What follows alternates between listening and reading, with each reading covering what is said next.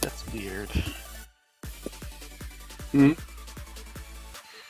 I thought Twitch would let me know that I was live.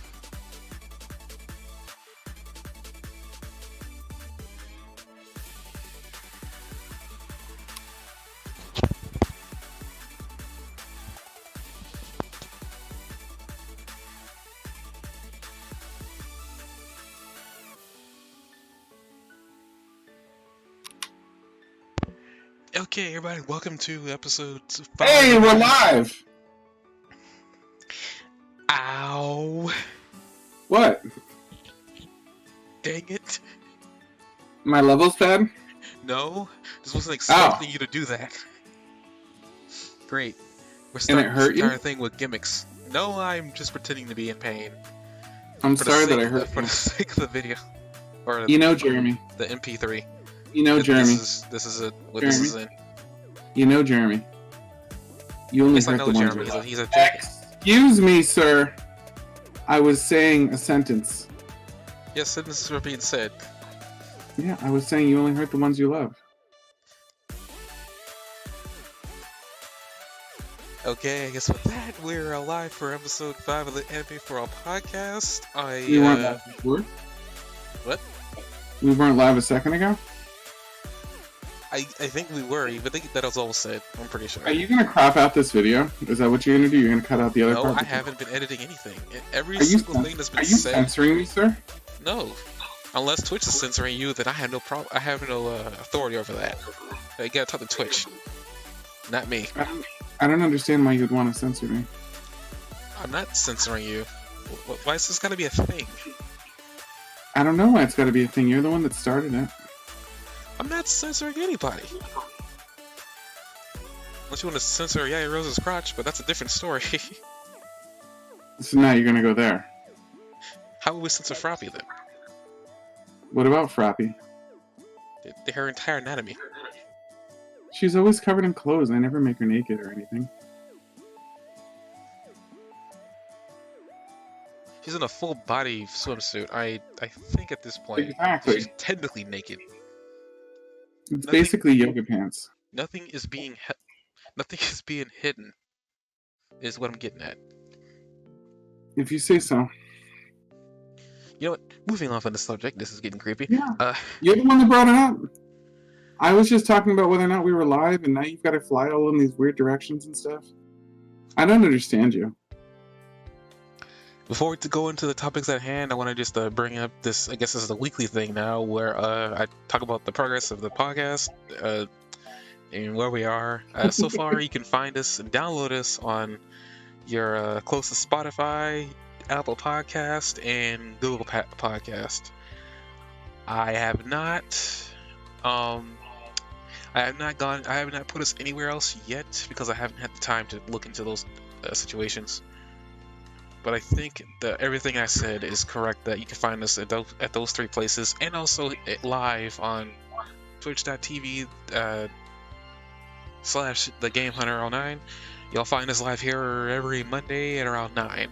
And if we skip a Monday, life got in the way. Things happened. Things spiraled out of control. But Well, I it's mean, 2020. it's 2021, but The decade is 2020s. The whole decade's going to be the same. I hope not. I don't want to be in this pandemic any longer than we have to. Uh, I got too real. Okay, so I think with that, we have another subscriber within the 2 weeks that we were away.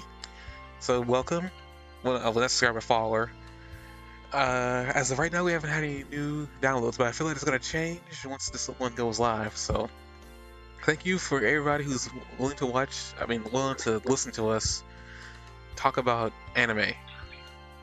Things that apparently people are willing to watch us talk about. Well, not listen to us talk about. So I guess with that further ado, let's go on to My Hero Academia episodes 95 and 96, I believe. We're doing 2?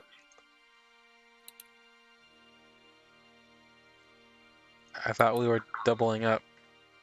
Okay. I keep forgetting that we didn't talk about the other one yet. I mean, we don't have to talk about 95. Oh my god, let's go for it. Strap in. Okay. Awkward. Okay, episode 95. It's called Match 3, and for those of you listening at home, we're highly trained professionals. Don't try this podcasting thing at home. If this is a professional job, Lord help us. Oh yeah, this is how I make money. I didn't know this. Yeah. I have bets with people. How dare you? I have high stake bets with people before the podcast starts about whether or not you'll hang up on me. Are you threatening me? No, I'm saying, please. You don't know if it's going to make me money or not. Episode 95 of the My Hero Academia anime.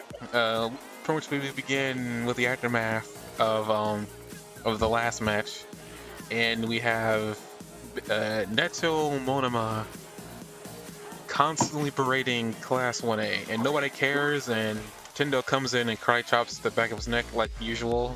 I mean, nothing out of the normal at that state of affair. I feel like he's that one guy on Twitter that you report, but he's not doing anything technically wrong. He's just annoying. I mean, it doesn't really matter if he's doing anything technically wrong. He's just annoying. I think he's just there to be hated on, which is surprising considering that's Grape Juice's job. He's there to show Class A that Class B doesn't really hate them, because it forces Class B to repeatedly say that he doesn't represent what they feel, and then everybody cheers Kendo on. Yeah, that's true. And they have like Class 1A is talking with amongst themselves while Deku's like writing in his notebook. All Might comes right behind him and pulls him away. And as again we have the class gossiping amongst themselves about why All Might seems to be taking a liking to Deku. They don't know that they both shared a quirk at once. So except for Bakugo, who as they're talking will walk up on them behind them, saying, "You're doing a bad job at hiding your relationship." Mm-hmm. Well, at least before that, they start conversing about One for All. I think it's either this episode or episode prior they bring up that I guess they bring it up in this episode that the last time Deku's quirk did something weird, it was when he was fighting I wish he had a hero name. Why doesn't he have a hero name? The guy with the brainwashing quirk. He really should have a hero name by this point, but he doesn't. Shinzo is his name. The last time his quirk did something really weird was when he fought Shinzo and when he had brainwashed him. So that bring up that might be a problem. So All Might is just warning him to be careful. It's just kind of funny that like All Might's being berated by Bakugo too. Mm-hmm. The dynamic has changed. And Bakugo's now asking why. I mean, we're kind of talking about this as happening, but like Bakugo's first talking with Deku now about what's he talking about here, and Deku brings up the fact that his quirk kind of like went out of control when he was asleep. Bakugo in his own Bakugo way is just, I guess, checking to see if he's okay. and I guess is the best way to put it. I guess as for quirk evolutions, I don't know what Bakugo's capable of doing now because he's been off the scene, off the case for a while. You think they're doing that on purpose so that they can pull some like reveals? Probably. Well, I mean, granted, not many of the Class 1A characters have been doing anything new recently. Yeah, but you're still learning about like 1A, like little tricks and things like Ida pulled his motor off so he could grow a new one, and that's like the big plot twist of this episode. So people are still learning things. I think that's kind of cool. That's why I was disappointed with Froppy and a couple of the other characters, the like Kendo, because I really wanted to see some new twists with them, but we didn't get to see any. Well, I look at it like this. They're still kids. They're going to school. I mean, if there was a fanfic out there of everybody as an adult, I'm pretty sure every character will gotten some cool power-up. Because I can think of some characters with certain like cool power-ups. I mean, I thought about like Uraraka in the future and what her power could evolve into. So I'm still on that whole like she should be able to like pretty much just like make things heavier. But I mean that's just a pipe dream. But I think pretty much with that he had a conversation. Bakugo is being Bakugo. Now we switch over to the now we got the boring things out of the way. We switch over to the start of the new match, which is Todoroki, Ida, Tailman. I'm missing somebody and I'm waiting for oh yeah, Shoji. I forgot all about that, man. The guy with the tentacle arms. He's pretty cool. They don't do much with him, but I like him. Not that big of a fan. He seems kind of serious all the time, which is really weird, but granted, it doesn't help that he doesn't have a mouth. Unless he's using his limbs. Yeah. Do we know he doesn't have a mouth? It's always covered. I'm pretty sure he has a mouth. There's no way he doesn't have a mouth. Maybe that's like the source of some sort of weird plot twist. Like he's gonna like take it off or something. It's gonna go, you know. It'd just be creepy. You want me to do that noise again? No, I don't know. No, please don't. I love everything. Just don't deep throat your mic for everything that is. All right, I will take pity on you. But as they're about to get rear up for the match 3, Tokiyami is having a conversation with Todoroki about like how their mentors or heroes working together right now. They have some authority to. Shoto has some authority to pick up after Tsukiyomi's like mistake, which is kind of funny because we find out by the end of this when they have a tie and everybody is disappointed in how they did, which shows some growth. But we see them walking in as we speed up with this. We see them walking in. Essentially, we now the team. Ida is talking with Shoto. He's saying that he notices that something is on Shoto's mind, and like pretty much people are making fun of the fact that his face doesn't really change that much. We also start seeing each person's like I guess working towards their goal, and Ida is trying to take on his older brother's name in Genium because he may be coming. His brother may be healing, but it looks like he probably will never be returning to being a hero again. Right. So we start seeing the fruits of Ida becoming Ingenium, which is awesome. Because I'm wondering for the longest time we were going to see more of that. I guess something interesting plot twist related with Ida is in the next episode where they're still in the middle of the fight. We start seeing some of what he learned from him fighting Stain, which is awesome. And he starts like thinking like a hero, like Stain said. Which is kind of funny that he's using what he learned from Stain to in a mock battle. I guess before we move on, Stain's a really smart neutral though. That makes a lot of sense to me. Yeah, I just didn't think he was going to be him. But I guess before we move on, we're going to talk about the other 4: Tetsu, Drillman, Pony, and Mudman. I think is what his real name is. These guys actually worked really well together for being a ragtag group of individuals. Yeah, they did. I thought Drillman was kind of like the expendable, and he was one of the first to get captured. He was really, really basic, and he didn't seem to have any creative like secondary use to his drills or anything that would make them really cool. So I think they needed him because they needed someone to come in and fight, but I didn't think he was going to be very much of a big deal. Well, he should have used his rotation a little bit more to build up energy. It's kind of the same principle behind speed. It doesn't really matter if you have enough rotational power. You can overcome just about anything. But he didn't do that. Because I think he was just depending strictly on his equipped weapon.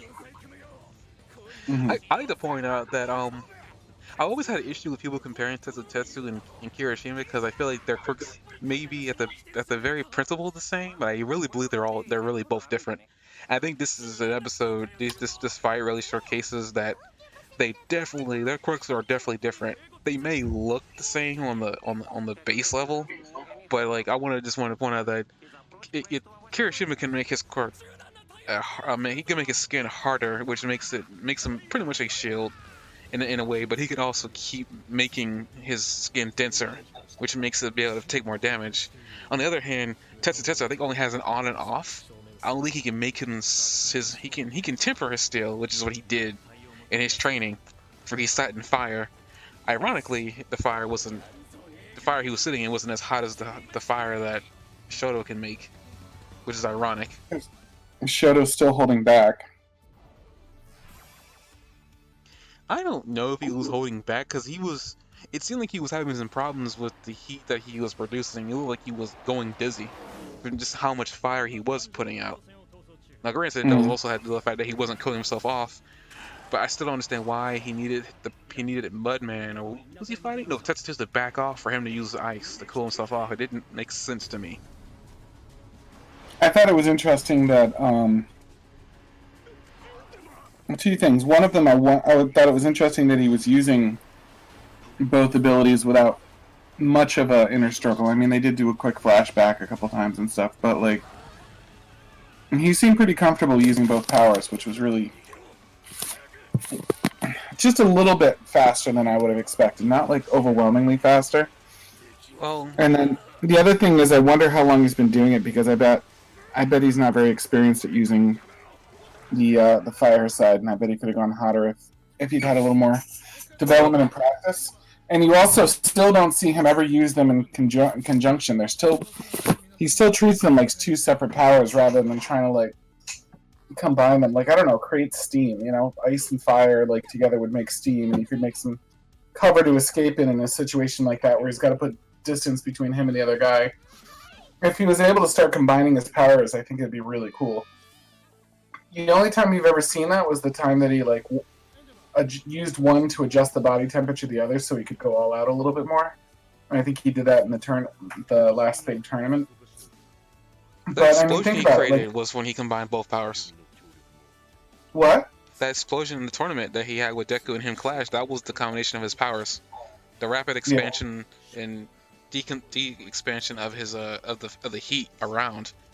I just mean, like, if the guy was coming at him, he needed to put the space between them.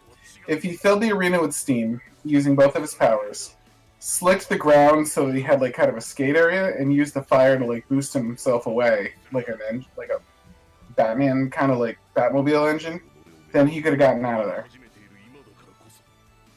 But he hasn't have much experience with the fire ability, and he has almost no experience except with like blunt force with using them in conjunction with each other. But that should have been something he would be very capable of doing. I think a lot of it has to do with it. I don't think he has experience using his fire quirk, because we keep on seeing flashbacks of him training with his father, and his father teaching him how to use his fire side. I think a lot of it is he hasn't. It's like a muscle. He hasn't been using it, and I think they did a good example of like a quirk as a muscle in this universe anyway, because of the fantastical nature of the power. So I mean, it's a combination of him not having experience, but also just the lack of muscle. It's also the fact that they've all developed their skills since they've joined Class 1A. And in his case, he hasn't really developed that skill because he hasn't been using it.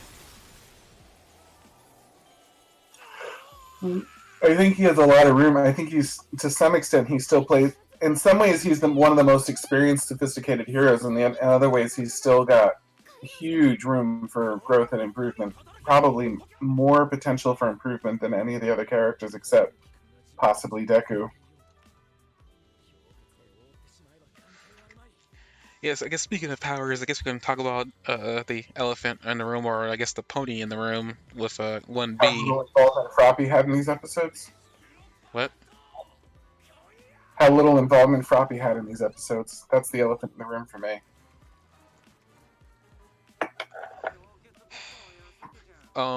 We're gonna talk about. I think one notable because we brought up like you brought up how unremarkable this drill man was. I still find him kind of cool. I find him a little bit cooler than Shoji, but that's just me. I think it's just easy to impress me. But I guess one person's quirk which is interesting was Mudman. Um, they keep bringing up how flexible he was, and I guess it kind of comes down to his quirk and his quirk being softening, which he can make the area around him soft or permeable, so he can go in and out, which really makes physical quirks useless. It's kind of ridiculous. Yeah, he should be a 1A. I thought when I was watching him, I was like, this guy's too good to be Class B.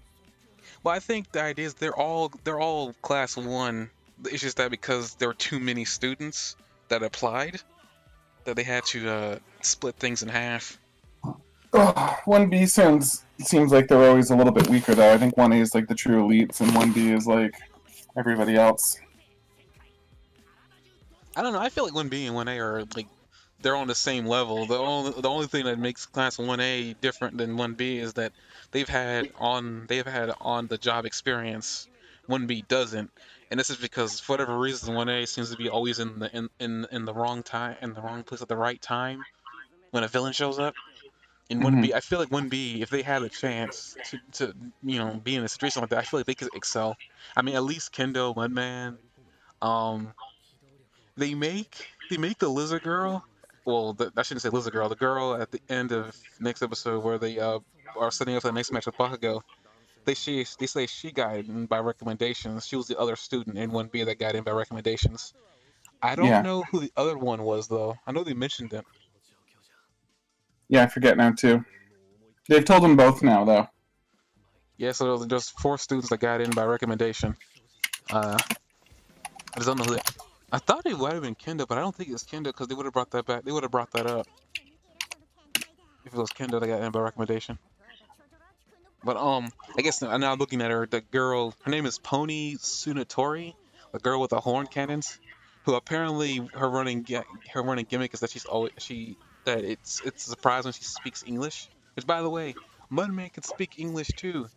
It always shocks me because it's not that it's uncommon that in Japanese subs that English can be spoken, but you don't see it a lot.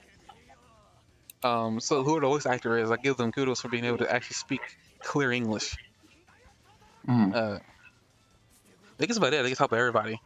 So I guess like as we're going further in episode 95, the main draw of episode 95 is the fight between Tetsu and Shoto, who I'm gonna say right much. I wasn't expecting much out of Tetsu in this fight, but it seems very evident that Tetsu could be the counter in a real situation. To somebody like Tetsu could be really bad for him. Uh-huh. Considering that like, well, if Tetsu could turn his quirk and metal into steel and be able to withstand heat like that, it'd probably really bad. If anything, Tetsu would be really good in a situation where he could rescue people out of a burning building and sustain very little damage to himself. Mm-hmm. I also want to bring I this still episode. think that he wasn't creative enough with his quirk though. He always goes brute force with it and just makes like a room full of ice, but you never see him try to do anything more subtle or nuanced with it. I think if he had something a little more subtle or like clever that he could do with it, then maybe he'd have a little more help, you know? You talking about Todoroki? Shoto. So when he's You talking icy hot? You talking icy hot? yeah, Okay, I don't know I'm how he can sorry. be subtle with ice. The man literally clear. This man can clear a room by turning it into an ice person. Okay, but we know that ice doesn't do a hell of a lot to this guy. So why don't you start using the arena to your advantage? Like start pulling things down from like the side and knocking them on him, or you know what I mean, taking out the floor, or something like that. Why do you have to like just fill up areas with ice when it's not working? I don't He's think like, you I'm can going to throw shoot ice ice at though. you, and then that didn't work. I don't Okay, think I'm going to shoot fire at you, and then that didn't work, and then he was pretty much done for. Like, there's a lot of other things he could have been doing. He could have been using it to improve his mobility. Maybe he could fly with it. You know what I mean? Maybe he could, or lift himself up in the ground. Maybe he could make an ice spike that like shoots up from underneath Tetsu and like rockets him into the sky. Like you see Toph do that with earthbending in Avatar. Why not him do something exactly like that with his ice?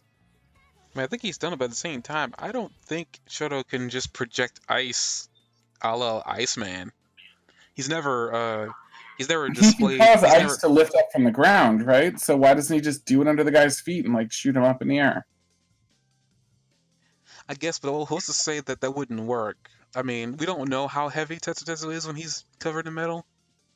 Uh, so I don't know. I mean, granted, yeah. I mean, why not try just to see if he could? But Mm-hmm. I mean, he's still trying to learn how to. He's still trying to learn how to use both sides of his quirk. He's just Right. been using one side. If he could make ice that's slick, then he could make the ground slippery, and Mudman can't do anything about that. If the goal is to make the ground hard to run on, like, and Mudman makes it even harder to run on, that's not going to help. So if he could own up on that and just make slick ice under Tetsu's feet, and then Tetsu would have trouble running. Like there's just stuff that he could have done that he just seemed to neglect doing because of a lack of creativity. I think he's so used to being able to brute his way through that like it's harder for him to think in more subtle ways. I don't know. I mean, my man brought up that he should have just like covered the entire area in fire, and that would have prevented him from being able to do anything. Which is an If odd he thing covered the for. entire yeah, Which is an if odd he thing for covered the him to say. entire area of fire too, he could have used it to escape. But he dug his feet into the ground, even though the guy was coming at him and he needed to put distance between them. Like he dug his feet into the ground and didn't try to get away. I don't think he intended. I don't think he intended the fire to make it, like the amount of fire he was producing to weaken his mental capacity. Well, not mental capacity, but his ability to stand. I was surprised at how little his flame fortitude was, because one of the bigger things that Endeavor was always saying was the main reason why he wanted Shoto in the first place, because he needed somebody that could actually produce flame without nearly killing himself.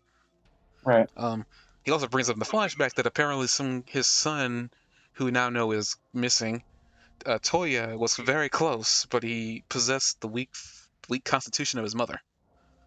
This is very choice wording, so I had no idea what that means.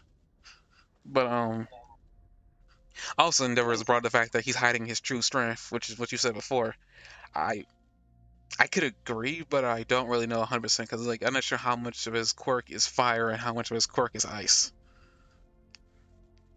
They make it seem like Mhm. it's 50-50, but I don't know how true that is. I will also, speaking of the fire, I love it when I do see him use it because I just love the way the fire comes off of his body. It's like the coolest trick I've ever seen. It's really cool looking. Does it I mean, turn you on? I'm gonna just plead the fifth on that one, but I like the way it looks. As far as animation, I will say it's really cool. I guess speaking of animation, we can move on to episode 96, which actually no, before we move on to there, the last little bit of the end of the episode, Mudman traps Ida in the ground because Ida can run, so he figures that Mudman said he's just gonna soften the ground and let him fall into it. This is when we find out Ida's family secret. Apparently, they can remove the pipes on their feet, which is really painful. It looked painful. Considering Ida had to have a towel in his mouth to even rip them out of his out of his thigh muscle. Right. Ow! But such that he grew new ones full of training, and now he can do something called Reciprocal Turbo, which at first he made it seem like doing that removed his time limit, but all it really did was just increase it. So now he can do that for 10 minutes before he burns out. Which he is, I mean, now he can move non-stop without really stopping. Which I guess want to bring up was what I talk about animation.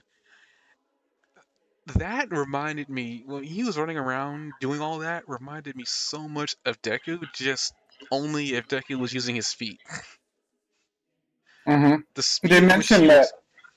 They mentioned that he's got to kick it up a notch now that Deco's become a foot-based like hero. That inspired him to Well, take it to the next level. yeah, that's understandable. At the same time, Deku isn't just going to use his feet. He's already kind of stated that he's just trying to limit the amount of damage he's doing to his hands. Yeah. So if anything, Deku's going to be an all around using his feet and his hands in combat. Um, I think he's just going to limit the hard hitting moves of his feet, which makes sense. But yeah, I mean, this is kind of inspired him. Granted, funny enough, after you say that, they also Deku mentions that I gotta have Ida teach me how to kick again. So all it's gonna Yeah. really do is just push Ida further. But I do love that, like it is like it is doing what I was hoping he was gonna do, which is start moving faster. Unfortunately, I don't know if there'll ever be a if they'll ever get to a point where Ida might be able to have a pseudo speed force. I don't think he will, considering the aspects of the Speed Force anyway. Uh, that little bit of DC Comics put in here aside, it was really cool.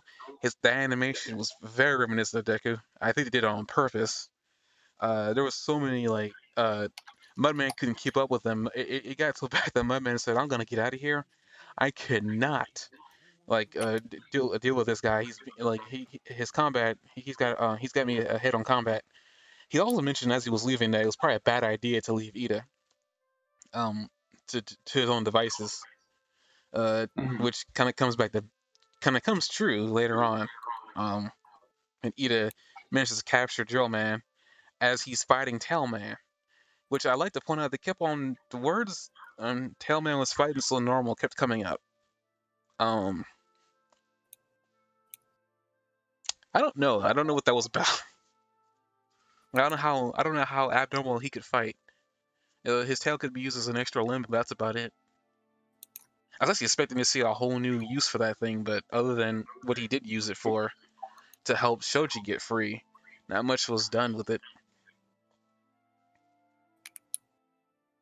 I would say that, I guess speaking of combos, Shoji and him are actually a really good combo when it came to like trying to fight Pony, and that was probably about it actually. Pony, because Mudman was hard to get a hold of. I would say that guy's quirk, like he is so nice, but his quirk is so mean.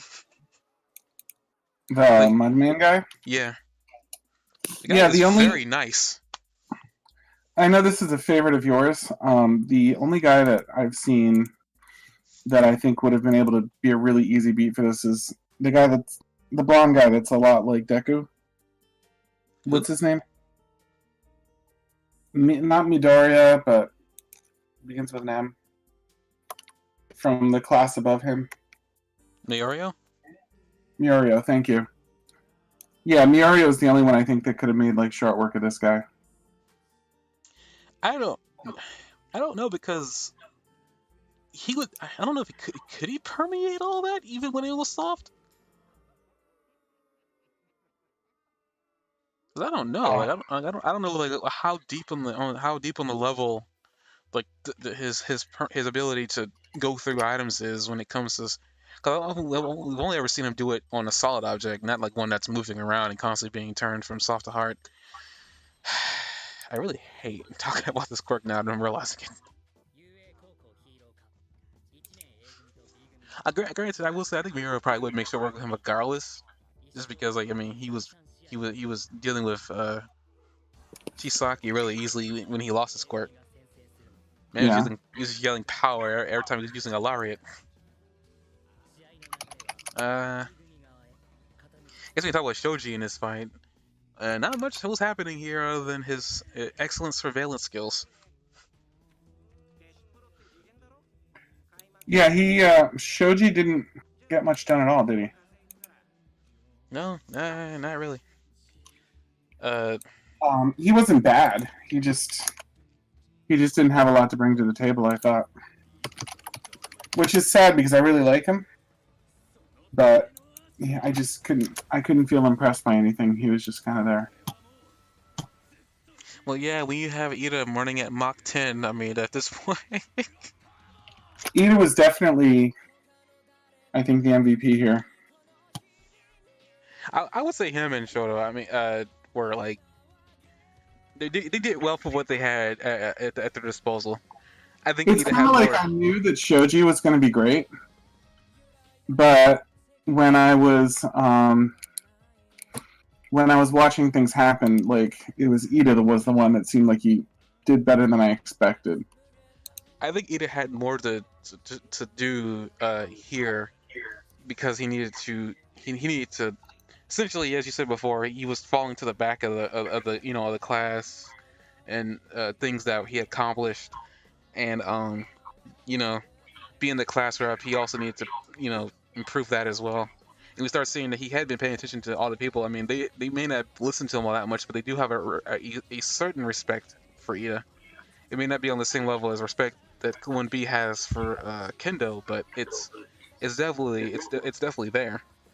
Yeah, but I Um, was happy to see him. I was happy to see him kind of pull out and do a good job. So I don't I know. mean, It was better than I had expected. Like he did better than I expected, and Shoto didn't do as well as I expected.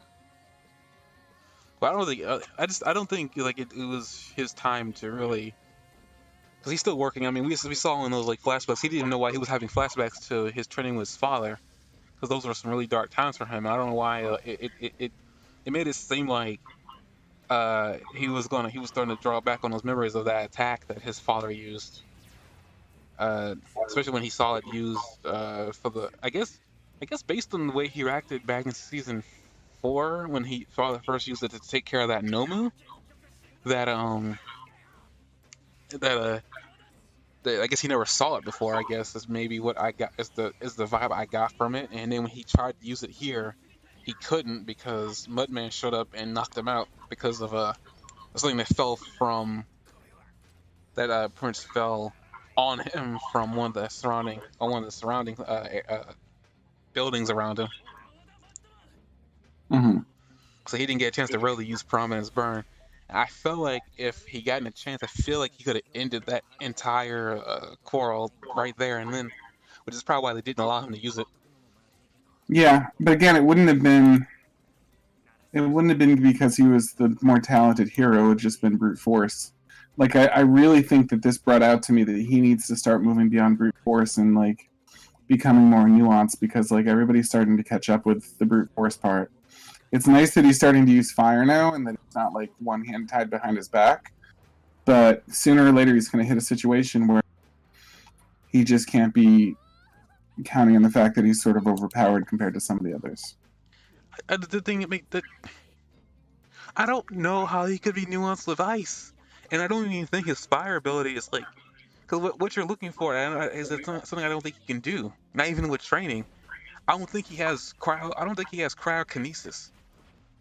I think that's what you want him to have, but I don't think he has it. I've seen him do things like create like frost and stuff. Remember when the first season? Yeah, but I'm talking about like controlling it to the point where when he makes it, he can as it's being created, he's able to control. I don't think that's something that's in his ability.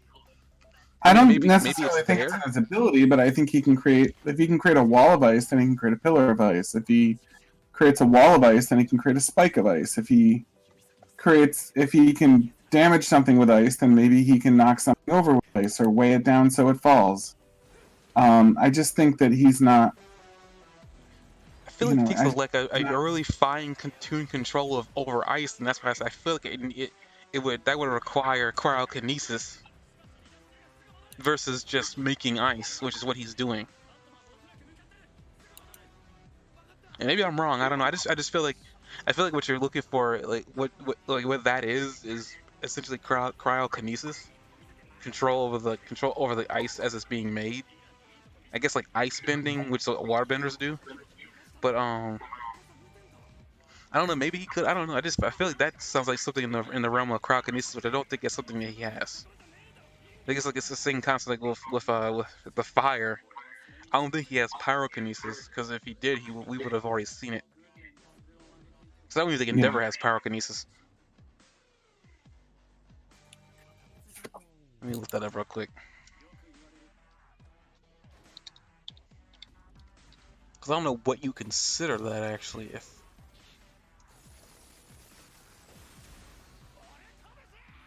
mean, granted, there were definitely scenes where his ice looked all blocky, like he was creating it as he was throwing it out there. But I don't know. I just feel like it would require, I guess, a control over it as it's being made. It almost seems like he just launches it after it comes out, and that's about it. Right. Oh, wait a minute. Endeavor is a pyrokinetic. Wait, does that mean Shotos is like? Does he have pyro and cryokinesis? Wait a minute.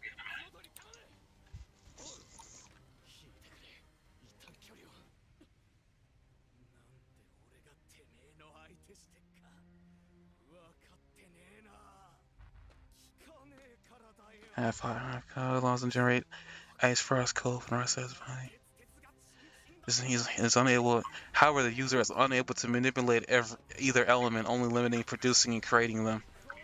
Yeah, he can't manipulate, so he isn't a kinetic, at least yet.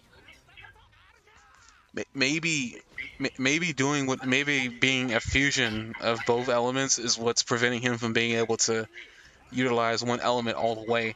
Because a kinetic is just a person who specializes in an element and can manipulate it. So Right. it just has both powers. I mean, then again, it says however the user is unable to manipulate either element. So that could either mean that he just doesn't have the ability to control it yet.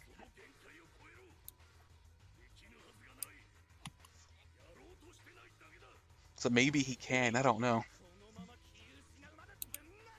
Maybe it's something he needs to work on. Is maybe learning how to manipulate the element after it comes out. Mm-hmm.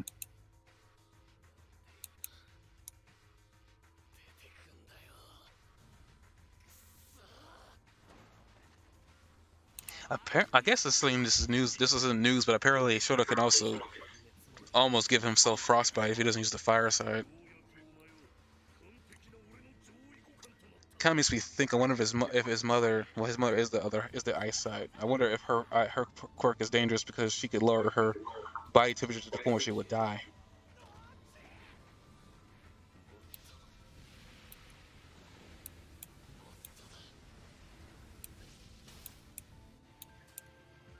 I imagine that they could, right? They may be a little more resilient or something like that. But I imagine that you would be able to do it, especially since you can see him. It seems to be the nature of the limitations of his ability, right? Yeah, but based on what I'm reading here, I don't know. It make it seem like, because I just read his father's a pyrokinetic, so that must mean his mother must be a cryokinetic. So in theory, the son, the child that they produce should also be a kinetic for both variations, but maybe the union weakened it. Because Yeah. I mean, I guess at the same time, there's gotta be a limitation to Shoto. He just can't be God Almighty in this show.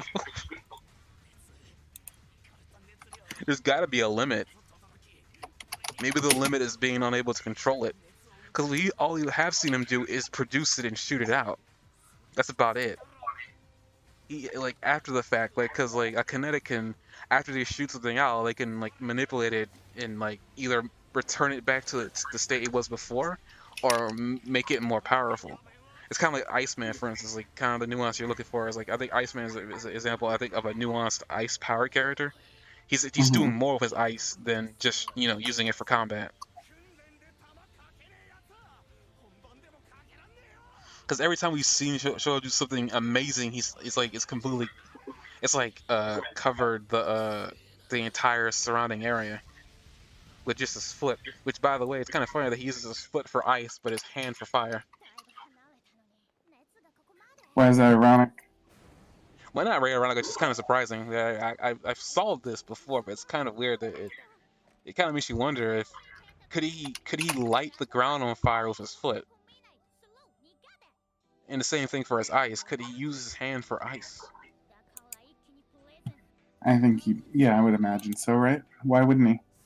I don't know. I mean, he's only been putting his foot down and covering the entire area in ice, turning into the North Pole.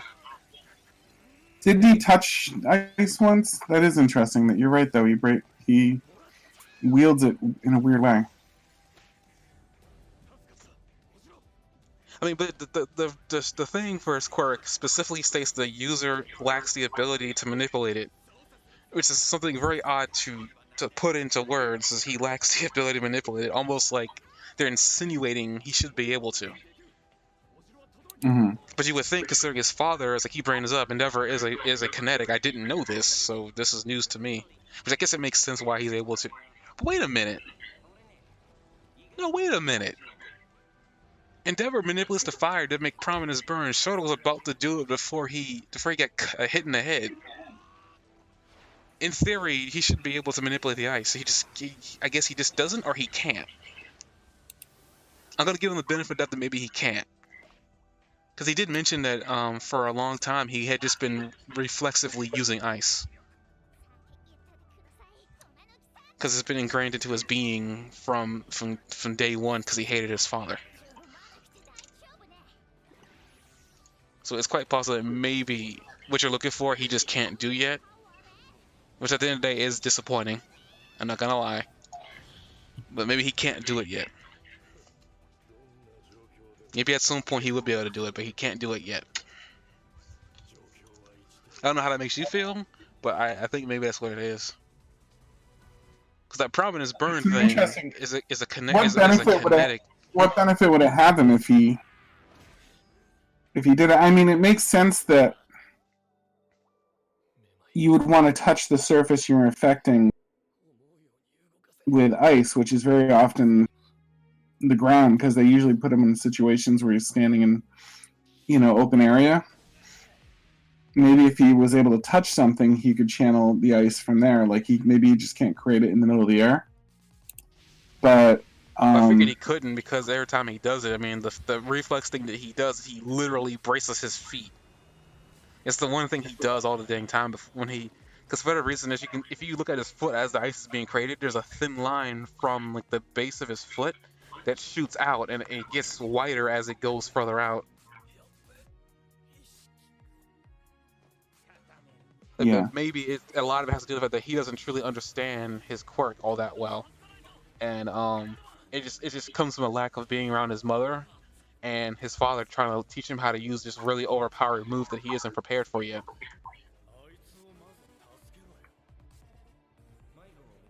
Because I don't know, I mean, as you can tell, it doesn't look like he understands his fire quirk all that much anyway. Because anytime he's using it, all it's really doing is covering his fist, his shoulder, part of his like waist, some of his leg, and covers some of his foot.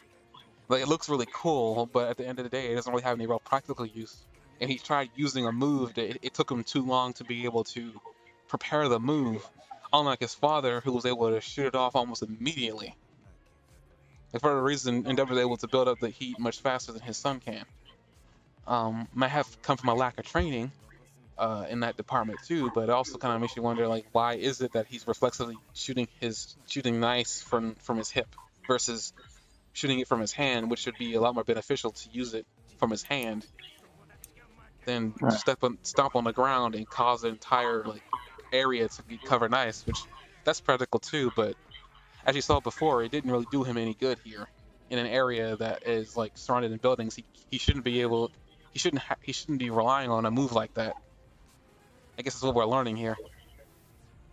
As cool as a move that is, he shouldn't be relying on a move that covers the entire area in ice, because that could be dangerous too.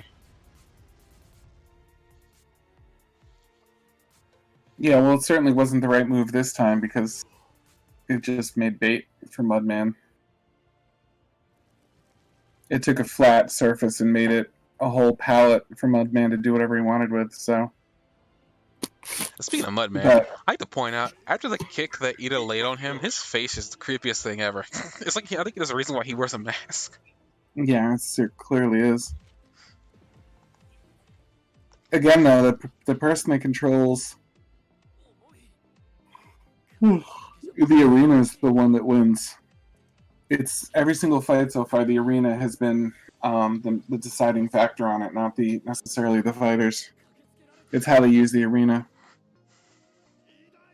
Yeah, that's true. I guess as we get close to the end of the episode, second episode that we're reviewing here, Mhm. essentially we now Drill Man is in jail on 1A side, and we got 1B where Tailman's in their jail. Pretty much almost everybody is knocked out except for Pony and Shoji, who this is the part where he should have had something up his sleeve. Like, I mean, yeah, he couldn't expect this. He couldn't expect somebody to outsmart him by putting them in the air. At the same time, I really feel like I almost wondered if he could like. I wonder what the limit of how many hands he could make is.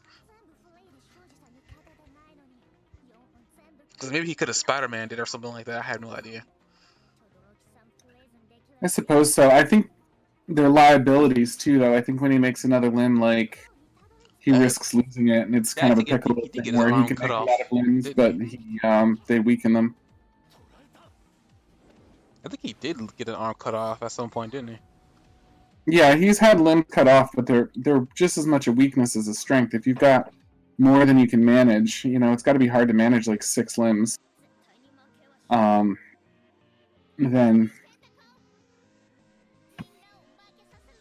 it probably doesn't improve things so much as just getting your own way.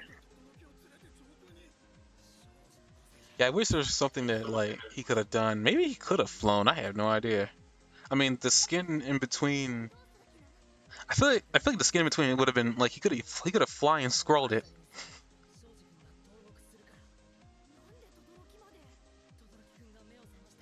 That would be an interesting thing to see him attempt to fly and squirrel it, but maybe that wouldn't work either. I feel like no. It would have been funny to see him. It would have been funny to see for sure. I don't know. Like, I mean, at this point, like as we get close to the episode, pretty much Pony flies up in the air and takes 2 of her teammates. So Joji couldn't take any of one of them, and takes I think it's Todoroki that she has in her hands. I forget. I think it might have been Todoroki that she has in her hands. Yeah, it was Todoroki, and she just ends up flying in the air because she gauges that because who she's carrying, she can't move fast enough to be able to put Todoroki in jail. So she just like waits the time out, which is I think is the first time we see a time limit. Mm-hmm. So she wastes the time out, and pretty much ends up this entire match in a tie. I figured this was gonna happen, but I wasn't sure. Which the next 2 matches mean much more now than they did in the past. Depending on what happens in the next match with Bakugo's group, and the other group, and then the next match, like either Team B could be in the lead or Team A could. But the possibility of this entire modular tournament ending in a tie is becoming more and more prevalent. I think it's going to have to be whatever happens. It's going to be Deku's team that makes the final decision. They have to have his battle relevant, and he's going last, so they're going to have to make sure that he's the height of the tension, just for plot purposes. I guess I don't really remember. Like I said before, I did read this tournament arc, but I don't remember much at this point. Now I'm at the seat of my pants now, trying to figure out seat of my chair, should I say, trying to figure out how this is gonna go because I don't remember. But I think that's about it. I guess before you do, one of the new characters introduced, a girl with sharp teeth. I think her name is what's her name again? I forgot her name. I'm waiting for her to pop up in the episode here. I guess we talk about like each one of them is now like figuring out what they did wrong. Todoroki's saying that he should have been able to react much faster. He made it so that Ida had to be the one to save everybody. Ida is saying that he should have been faster. You know, he should have been able to move quickly enough to be more effective. I mean, everybody's like reflecting what they did, which is a good thing. I mean, they're all gonna become like effective heroes. Even Mudman's like he's saying that their speed and his fire was the problem that he needed to be able to take care of. It's kind of funny to see someone like that. That he is still a creepy character design. You can see like his skin is so tight on his skull that you just see his teeth.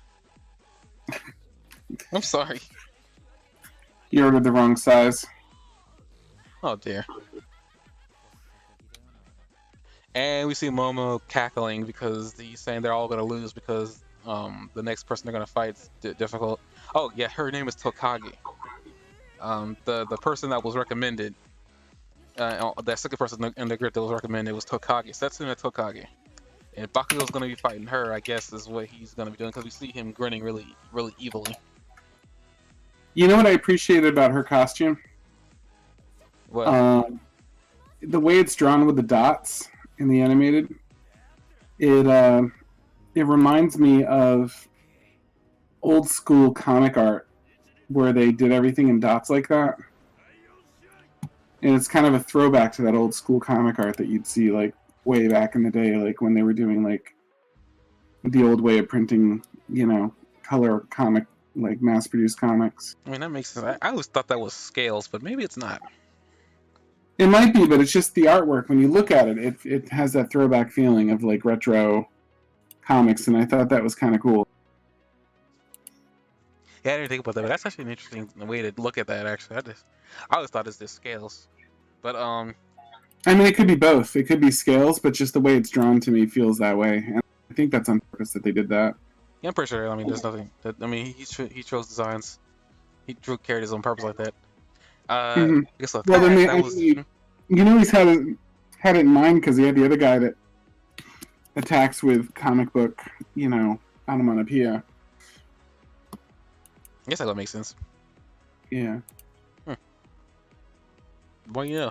I guess that's the end of the episode. I didn't really watch the ending of this one, man, because it was the next fight. So, hey. I guess we're gonna move on now to Shaman King's episodes 3 and 4, because we were supposed to do it last week, but we didn't. So we're gonna review them now. Hey, Jeremy. Hmm? Do you want to break this up into a part 1 and part 2? Because I'm not feeling great. I think it'd be great for me if we had like a part 2 if the other thing's canceled tomorrow. Does that work for you? I mean, you will see. I don't know what's gonna happen tomorrow. I mean, yeah. Anyway. Well, it could be any night this week. I can do it, but right now I'm feeling like kind of sick. If you've noticed, I haven't talked a lot. Is that okay with you?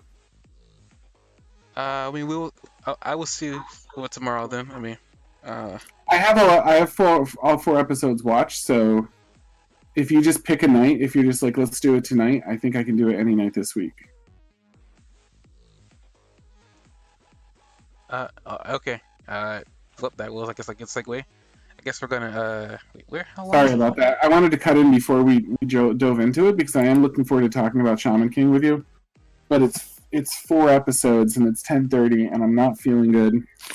And I think we're just gonna need review 2 episodes, but episodes 3 and 4, because I think we reviewed episodes 1 and 2 at this already.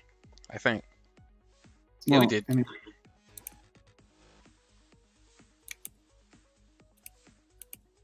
But I mean, if you wanna, I think I I mean, kind we of just push it to next week. I'm trying to be nice. We'll just be revealing 1 episode of My Hero at that point anyway, if worst comes to worst. Yeah, do you want to do that? I mean that'll work. I mean, there's only 1 episode of My Hero coming out this week anyway, unless there's a break. I don't know. Considering the weird time that the show came on this year. If there's a break, it's still really good because then we have 2 episodes to do. Yeah, I know. I'm aware. I was just kind of speaking out loud, trying to get my brain thoughts out. But I mean, sure. I'm trying to like keep it going at least till the minute passes over to an hour long. But maybe not. It's probably not a good idea. I'm feeling dead space with my voice. That's probably really grating to everybody else. With that, we're gonna... I could talk about how I feel. It's probably not good. So I had this burrito taco meat for dinner, and no, I'm kidding. And I was gonna try to see if you can go to an hour, but you know what? I'm gonna just, for Jock's sake, because I know he wants to go lay down. We're gonna end off here. If we come back tomorrow, then sure. But if not, we'll just compound. You know what? I'm gonna push it to next week. I mean, it's like we already kind of offset anyway. We talked about 2 episodes of anime this week. They want to overload. Because I'm trying to figure this whole anime thing out, because next year Dragon Ball Super was supposed to come out with another movie. I never want to talk about that this year once we have the time, so we're just gonna end it off here. That's See you gonna be guys. exciting. Yeah, we'll probably throw a promo. Let's talk about this podcast episode in, but we'll talk about that later. See you guys, whatever. All right. Bye. See